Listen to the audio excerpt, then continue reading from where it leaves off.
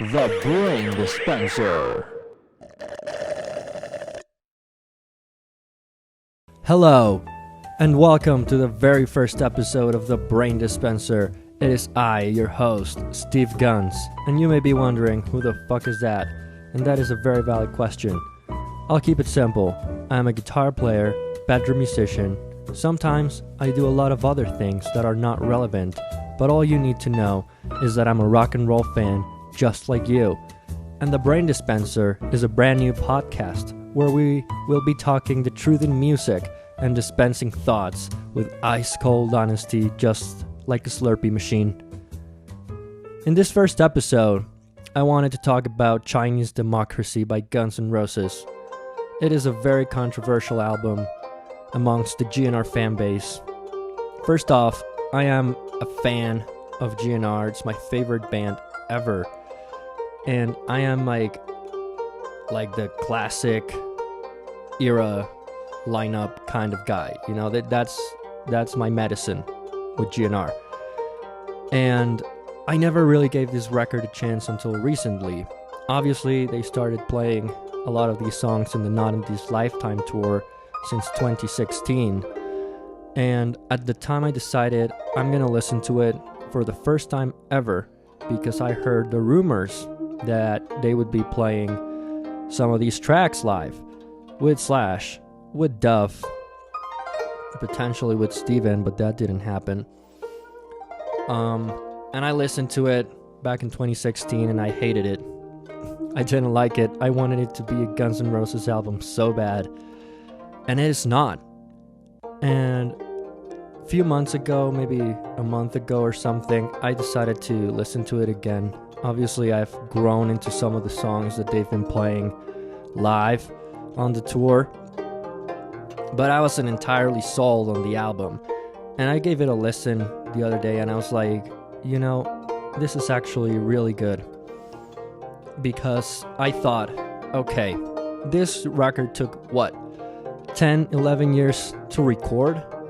And then it cost $13 million, making it the most expensive album ever made. I said, I'm gonna have to listen to that with that information in mind. And it is an absolutely fantastic album. That's the truth. But you gotta listen to it as Axl Rose. It's Axl Rose's solo project. That's what it really is. Even though some of the songs date back as far as 1993, 1994, while Slash and Duff were technically still in the band, it is Axl's solo project. And after all this time, you wonder, he really worked hard. There is so much work, so much money, so many people involved in this. It had to be epic by the time it came out, and it is. So I'm here to tell you why this is actually a great fucking record. And every Guns N' Roses fan, every music fan should really appreciate this. Because it's definitely one of the best albums that I've heard.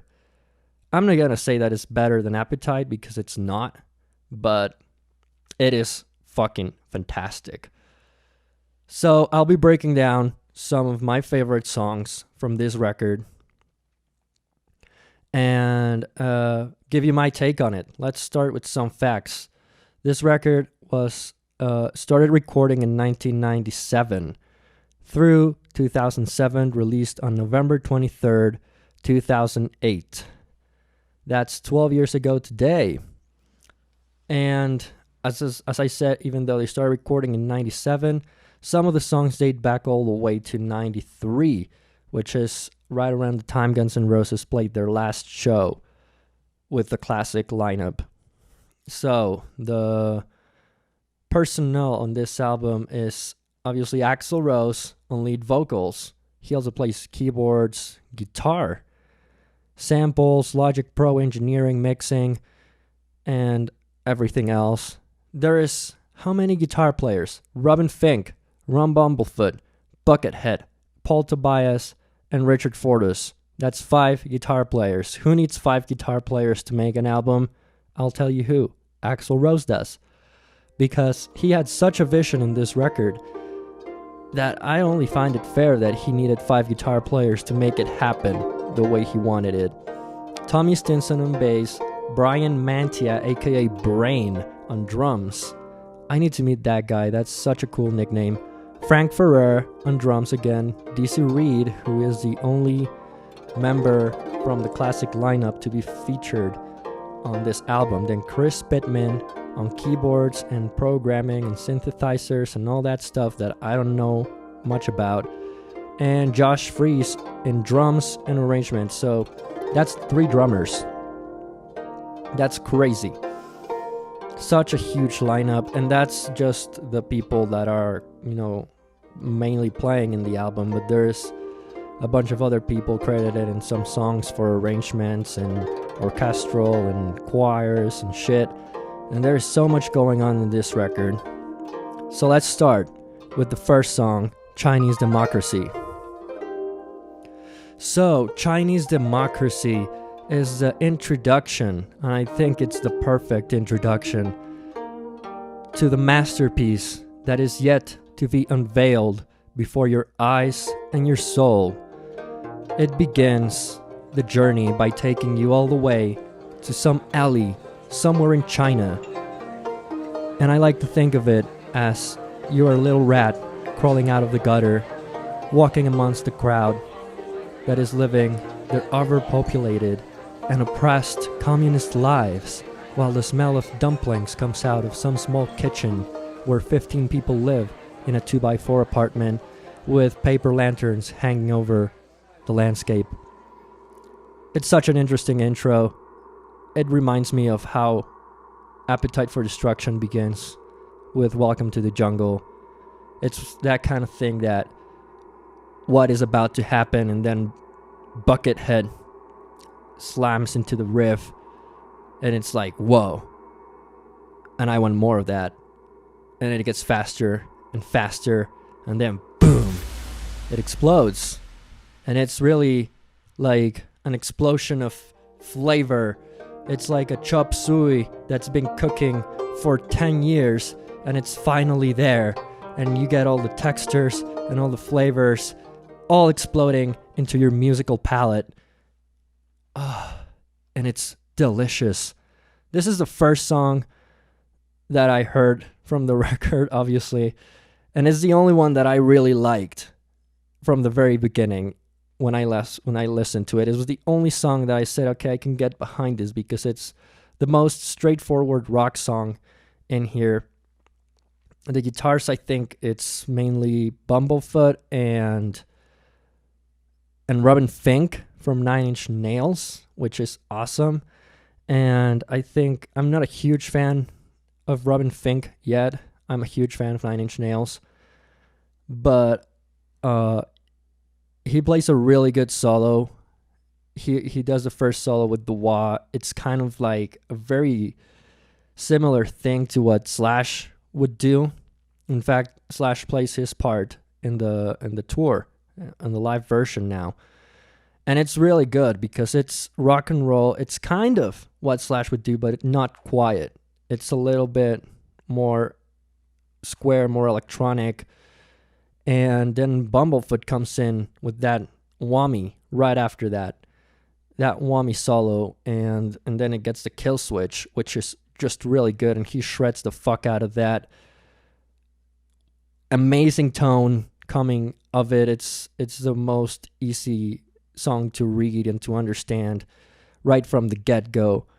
It was inspired by some movie about the Dalai Lama. Axl was watching that, and he decided to write a song as he thought that China was one of the most depressed countries in the world. It's really groovy. I really like the melody that he comes up with. I like the way he breaks up the words. I love the references that he makes. He's such a brilliant mind, such a brilliant lyricist, and it shows in this song and throughout this record.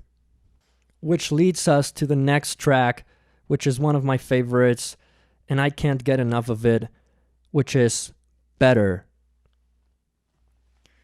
Yeah, this song has it all. It's such a delight to listen to. At first, I wasn't sold on this one. Now I am. And, it has such a groove. Like, the melody that Axel came up with for this is just completely unique. And it makes you want to do that Axel dance that he does with his shoulders, The hardest part this troubled heart has never yet been through now. Da-da-da-da-da-da-da. Oh yeah, so good. And then the solo, man. I can't get enough of that shit. I don't know what's going on. Buckethead does his crazy thing, and he just plays and plays and plays, and then it becomes into, it just transcends into this fucking overload of awesomeness to the point where he just has to press that kill switch and it just go pow, and then it explodes into that riff that makes you want to bang your head, and it makes your heart go boom, and it goes like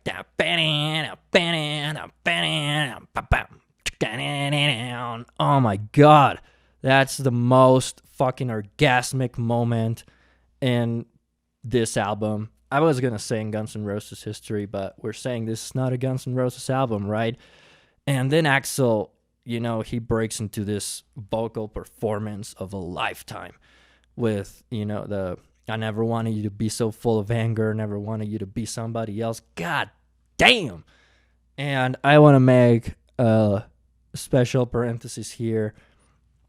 That riff, I can't get enough of it. But, yeah, when I saw them, I just saw them live at the Viva Latino Festival, Mexico City, on March 14th, 2020, right before all this shit went down. And I gotta say, wow, Axl blew my mind in that show. He's been like on and off in the Not in This Lifetime tour. He's been good, sometimes he's been bad, but I'm telling you, he was gonna fucking bring it in 2020, man. And Better was one of the highlights of that show for me. When he broke down into that bridge, into that, my skin crawled. He did Axl like he did Axl motherfucking Rose. The vocals were so on point. It was such a special moment. A tear definitely dropped in my eye because of the sheer emotion of that moment. It was so good. Lyrically, this song is really cool. It's about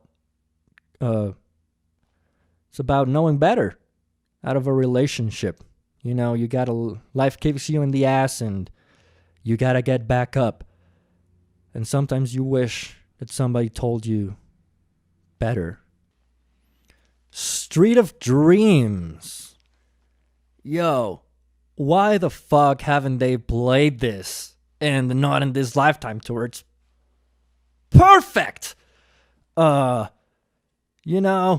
This is probably the one song on the album that I can say this sounds like Guns N' Roses.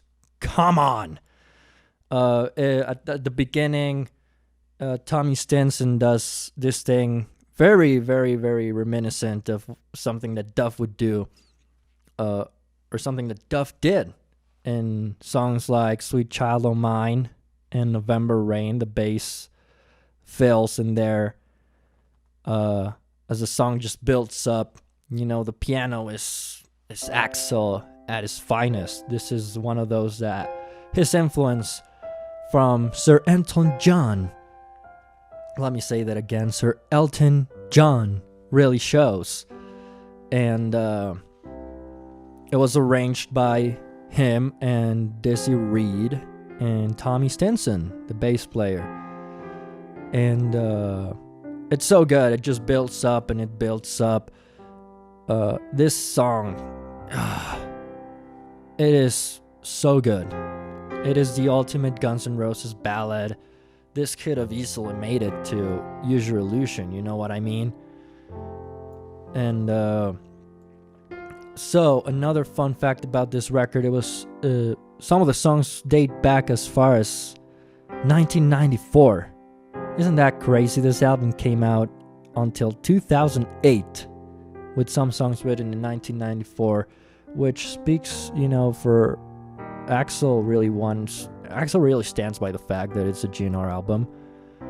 And a lot of the songs were intended for GNR, for Slash, for Duff, for maybe not Izzy, but certainly for those two guys. And I think this is one of them. I don't know when this was written, but it is one of those that could have been huge had it been recorded by the original guys. Working title, The Blues. It definitely leaves a taste that's bittersweet. The Street of Dreams. Isn't that the one like, I walk a lonely road? Oh, wait, that's not it. But The Street of Dreams sounds a lot better than The Boulevard of Broken Dreams, but it's a path that is just as lonely and just as sad. And the guitar solo here, I mean, I don't know, I think Fink and Buckethead, Bumblefoot, I don't know who plays what, but all of those sound like they were trying to do something that Slash would have done, so Axl was really pushing for the Guns N' Roses sound in this song, and quite honestly, I think he achieved it. I don't even mind that the other guys didn't play it, you know, that it's played in Chinese Democracy. It has the production for it. Just builds up at the end. You get like that orchestral arrangement. It's every Guns N' Roses ballad smashed into one, you know, and it's a perfect splash of pure Axl songwriting for your brain. There was a time. This song is so great in so many levels. First off, let's start with the lyrics. This is about Axl's ex-wife, Stephanie Seymour, the chick in the November Rain video. That's her. And he really dishes out the dirt here. It's a very angry song, you know, and the amount of lyrics here, it's really, really great. Axl is such a poet, and he really laid down the dirt. He really took it out on Stephanie here, because he says, "You keep up, sitting pretty on a pedestal or bed, and now you're sleeping like an angel. Never mind who you gave head. I'm sorry, Stephanie, but the dirt is out. You're a hoe." Musically, this song is a monster. It's such a monster. Literally, if you could turn a song into a monster, it would be There Was a Time by GNR. It just builds up from the ground up. It hits you with that little electronic intro with the drum machines and the piano, and then it turns and it just, the verses and the chorus, it gets bigger and bigger. The guitars kick in, and it's so heavy, and it's like the Loch Ness monster coming out of the darkness, just unveiling itself upon you, and it's just so great that you don't even know what hit you, but it feels so fucking good. There are so many layers of this. There's piano, there's guitar, there's drum machines, there is a mellotron. I don't know what that is, but I certainly can hear it in this song, and it's a masterpiece. This is the moment in Chinese Democracy where this record goes to epic, from epic to beyond epic. I cannot see this song ever happening in this scenario with GNR. You know, if Izzy and Axl and Duff and Slash were sitting down writing, this would never come out of it. And I think this is the perfect song to describe what an incredible amount of work was put into this album. And the vision that Axl had in his mind is incredible, because I don't know how you come up with this. There's so much ingenuity going on.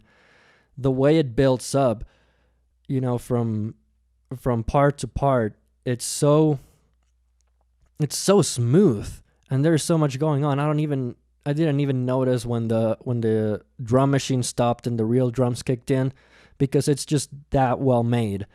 It has an epic couple of breakdowns where I think all of the guitar players here do a little bit of soloing. I can hear Buckethead with that kill switch that he loves so much, and it makes me want to have a kill switch on my guitar.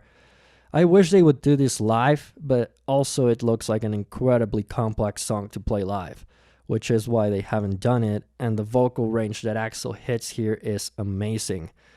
He not only did a lot of soul searching in this song, in this record, but he also pushed himself as a singer. And it shows. There's so much of Axl's voice that we had never heard before in this record. And it sounds so different, but then at the same time you go, that's Axl. Who else could it be? Another fun fact about this album is that at some point they had recorded over 30 songs, and they wanted to call it as a working title, or somebody thought about calling it 2000 Intentions. And I think that is so fitting because it certainly looks like Axl had 2000 intentions to make this album, and he was just trying to figure it out as he went, and it's so good. And this song is just one of the most epic moments in this record. To me, it proves that it's not a GNR record, but it's a beast that GNR itself would never be able to conceive. It doesn't make it better, doesn't make it worse. It just makes it something that the original Guns N' Roses wouldn't make. I'm sorry. I'm sorry. I'm so sorry. For you. Not for me, bitch. That's the next song I've been talking about. And this is a very unique song. It has a kind of bluesy cabaret feel to it at the beginning. Has some of that delay with the guitar and some acoustic guitars layered in there. And then after a couple of verses, it just becomes very heavy, and it's like it hits you with the power chords. That's kind of the formula that I think GNR perfected in ballads. Although I wouldn't call this a ballad. It's one of the slower songs. But I don't think of it as a ballad. I think of it as just a really cool song that really breaks the barriers of genre. And that's what Axl's been doing, and the bunch of guys that helped him make this record are doing in this album. And Chinese Democracy is breaking the barriers of genre, breaking all the rules, breaking all the norms, and somehow still making a rock album that is rock and roll and that is so much more than that. And it's really great. Such an accomplishment. This song has been said to be interpreted about Slash and the tensions that built up between him and Axl back in the day, but it's also been interpreted to be about the fans, the Guns N' Roses fans that just wouldn't shut up about Axl taking so goddamn long making this album. And he certainly spoke his mind about it. And one of my favorite lyrics here is the part where he goes, nobody owes you not one goddamn thing, so you know where to put your shut up and sing. And that is exactly what I would like to tell every opinionated goddamn asshole on Instagram. Because I hate it, man. I hate all these guys who just think they know it all. And, I'm going to take a shot at all the people that are asking for a Guns N' Roses album. Nobody owes you one goddamn thing. And, these guys, Axl took 10 years to make this record. Why shouldn't the fuck he take another 10 to make the new one? They make music for themselves. They don't really make music for us. That's what musicians do. We make music for our own personal satisfaction. So, Guns N' Roses doesn't owe anybody a new record. So, you know where to put your just shut up and sing. And also, I want to say that I like to interpret this song as just, I'm sorry for you, not sorry for me. When somebody hurts you, anybody that does you wrong, just be sorry for them, not for you, and wish them well, because they have nothing else to do with their sorry lives. Or if not, you can tell them to close their eyes, well and good, and you'll kick their ass, like you said that you would. Na na na na na na na. Na na na na na na. That's right. Catcher in the Rye. That's the next song that I'm going to talk about, because I may have or may have not missed it, because it was right after There Was a Time. Much like There Was a Time, this is another song that doesn't have a clear structure and just builds up, which is a very constant thing in this album. The songwriting is truly magnificent. This song has a very interesting fact about it. In 1999, none other than Brian May from Queen, you may or may not know that band, and he came in to the studio, one of the 15 studios in which they recorded this song, and he did a guitar solo. I think I read that he tracked some parts, and then they butchered them, and they made a Frankenstein solo out of all his takes, which had nothing to do with what he played in this song. And then Axl played it back to him, and he's like, that's cool, but that's not what I played. And apparently then they decided to later ditch Brian May's recordings, and instead Bumblefoot made his own guitar solo arrangement, sort of inspired out of the Frankenstein Brian May solo that they came up with. And that's just a testament to the incredible amount of overthinking that happened during the 10 or 15 years during which this album was made. How do you have somebody like Brian May come into your studio to do a song on your record, and you end up ditching it? Incredible. The lyrics are open to interpretation.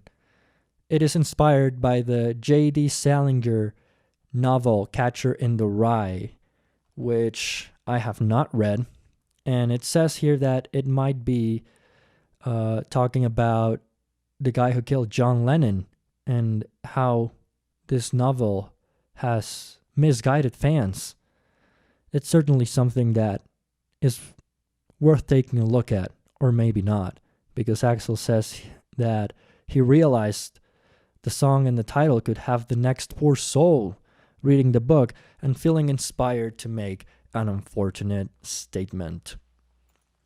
So, read Catcher in the Rye by J.D. Salinger at your own risk. IRS. This song is actually not about the taxman. It's about not one, but the two ex-wives of Axl Rose. That's right, 2 ex-wives. What a drag. So this song, if you don't listen to the lyrics carefully, you actually think it's about the taxman, like I did the first few times I listened to the record, because not always do I pay attention to lyrics. And yeah, this is about the lawsuits. Apparently, well, I know that both Aaron Everly and Stephanie Seymour ended up suing this guy after they divorced him. I can only empathize for Axl, you know. Gonna call the president, gonna get myself a private eye, gonna need the IRS, and gonna get the FBI, gonna make this a federal case, gonna wave it right down your face. Read it, baby, with your morning news with a sweet hangover, and the headlines too. I'm sure that's how it felt every single time that Axl had a lawsuit from a crazy ex-wife. Not ex-girlfriend, but ex-wife.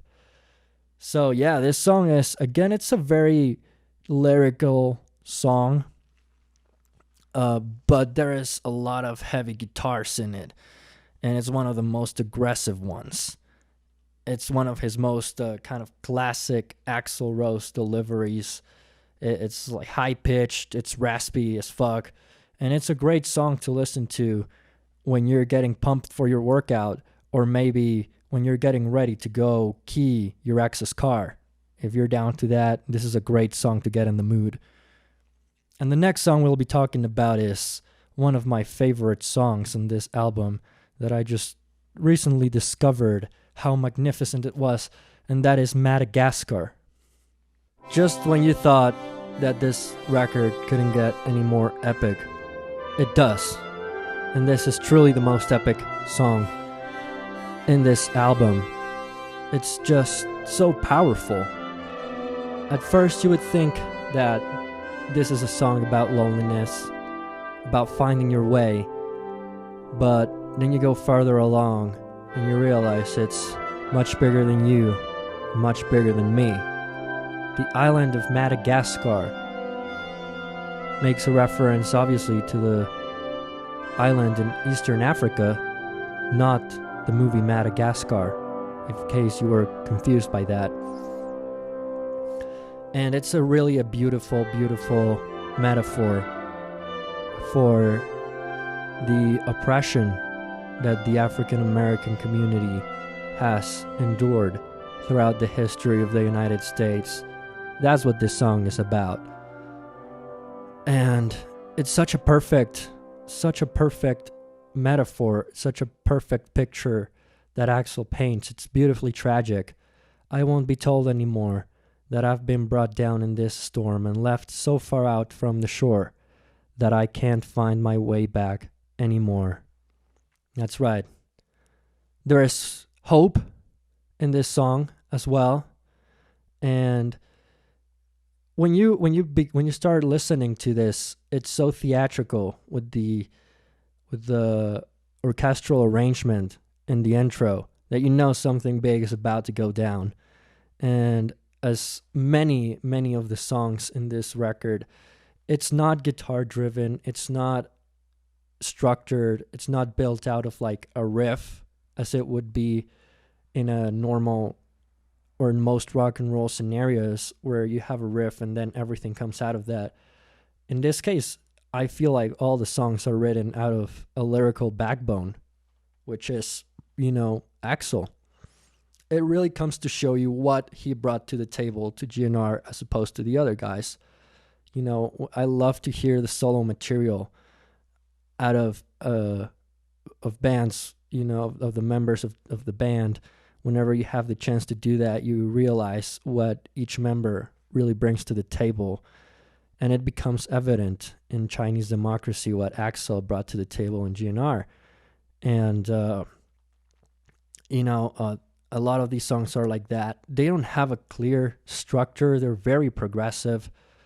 They don't have like that sort of verse 1, chorus, verse 2, chorus, breakdown, guitar solo, then the chorus again, and then the outro kind of thing.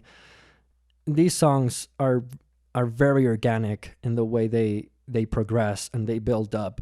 And this is another song that is such a monster, that is so epic and so powerful as it breaks down into the bridge and the electronic drums, or the drum machines, better said, kick in. And Martin Luther King's Jr. speech is sampled alongside the other speech that is sampled in Chinese, in Civil War, that every Guns N' Roses fans know just so well. What we've got here is failure to communicate. I don't know where that came from, but I definitely need to look that up. And it's just so good. As you hear Martin Luther King's voice in this, sampled amongst this really epic sonic voyage that they built up in here, with the guitar solos and the drums and the choirs and and the violins and the orchestra and the synths, and it's just such a symphony, you know, and such a powerful message that is delivered here, which speaks to the kind of man that Axl is, a very intelligent man. And you know, this is a song about racism. It's what it is about it. I don't think it has an opinion on it. It's just laying down the facts. There is hope. But it says, if we ever find that it's true, that we have the strength to choose between freedom or the chains. And I don't think that the people have been given the strength to choose just as of yet. Now, some of the tensions that built up between Slash and Axl back in the 90s was that Slash wanted to make a very simple rock and roll record, you know, as the next GNR album. Going back to Appetite, 2 guitars, drums, bass, vocals, that's all you need. That's the kind of guy Slash is. And Axl wanted to take this to the next level from Use Your Illusion, where Appetite was kind of a Picasso. And then Use Your Illusion became a Michelangelo. And with Chinese Democracy, Axl just wanted to paint the entire fucking Sixtine Chapel. And that's what he did. And I don't think there's anything wrong with a Picasso, you know. I think it's beautiful. This is just a different kind of monster that we're talking about here. And he really achieved that. He really achieved that. I'm reading here that at some point in 2001, they brought in Tom Sutout, who was the A&R guy who first discovered Guns N' Roses. And he brought him in because he wanted to reproduce the sound on drums from Nirvana's Nevermind. And he hadn't been able to do so. And then Tom Sutout came in, and they said that they did it to Axl's satisfaction.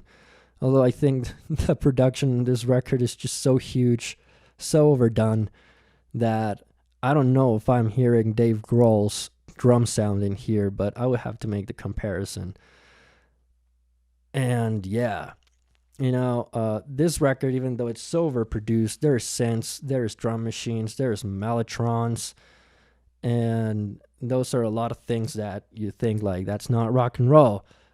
But in this record, more is more, because it's the fucking Sixtine Chapel, right? So let's talk about the last song that I'm going to do tonight for you, which is This I Love.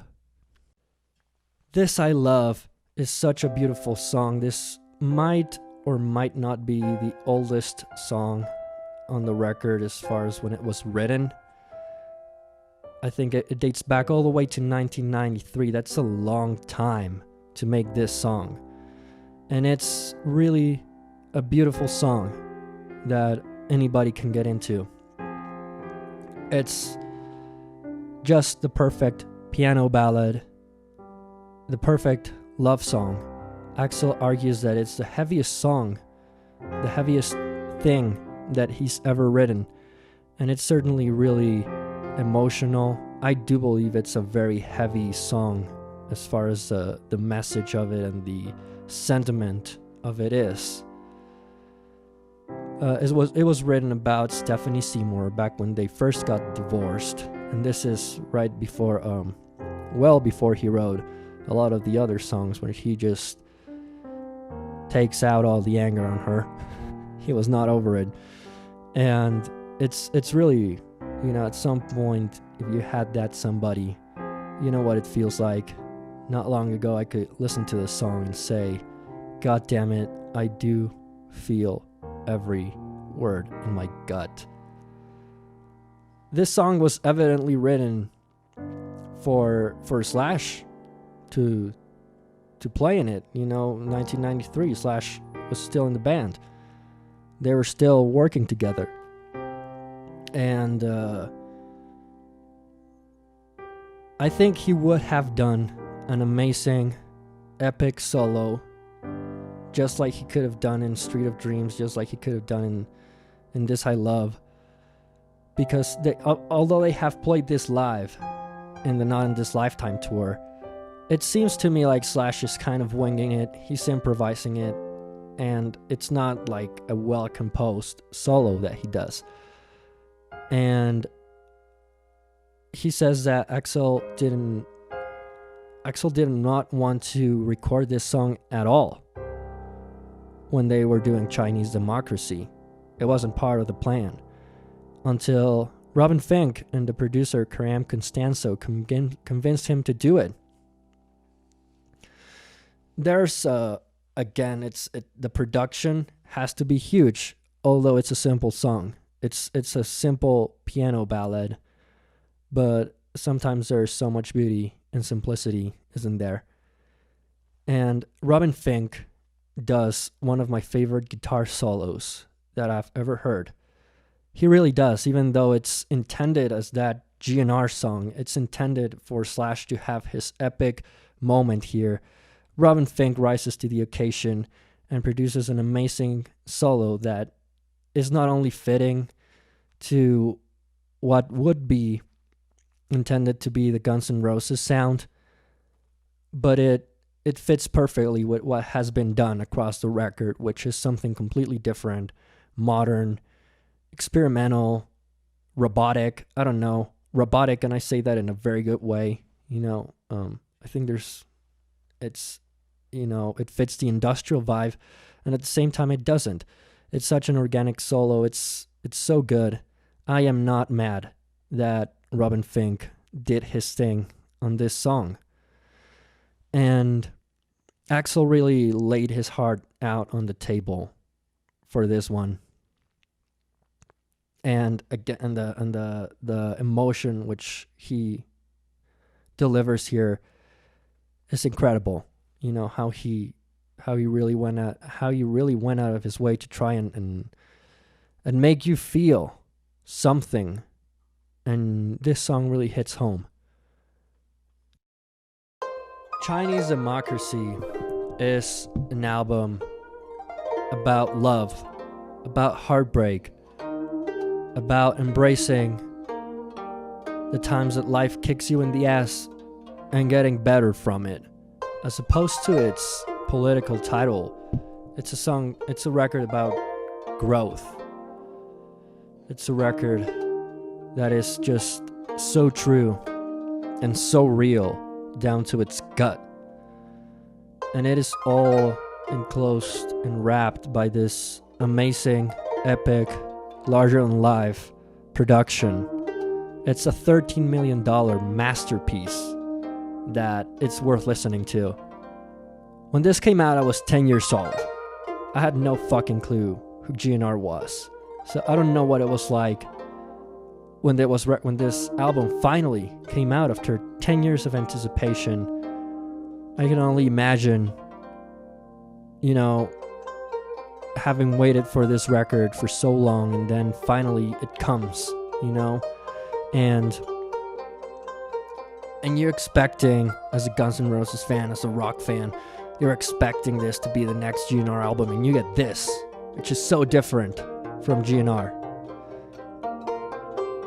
It is a record for which the world wasn't ready at the time, I think. I think that I really can speculate that people weren't ready to see Axl paint the Sistine Chapel. Nobody expected this. And it's a record that naturally is very misunderstood. There are some songs in here, like I said, that, if Slash had played on them, if it had been recorded by the classic GNR lineup, some of these would be hits that would play on the radio, like Sweet Child of Mine, like November Rain, like all the GNR hits that still get radio play in rock stations. And some of these songs are just as good, and they don't get that kind of credit. And I just broke it down for you, the way I see it, the way I feel it in my gut. Axl is such a brilliant mind. His vision is above and beyond anything And he's really one of the greatest creative minds, geniuses of our lifetime. And this record should be praised. It should be loved. It should be enjoyed by every music fan, because it's just so good. And if you can't see that, then you don't have very good musical taste. Plain and simple.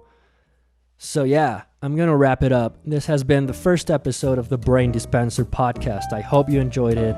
I hope you didn't get a brain freeze.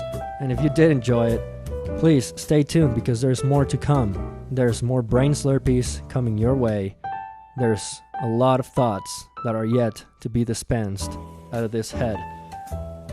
You can follow me on Instagram at Steve Guns. You can follow the Brain Dispenser on Instagram to stay up to date with what's going on with the podcast. And if you choose to do so, you can send me an email at thebraindispenser@gmail.com. I am your host, Steve Guns. I love you all, and good night.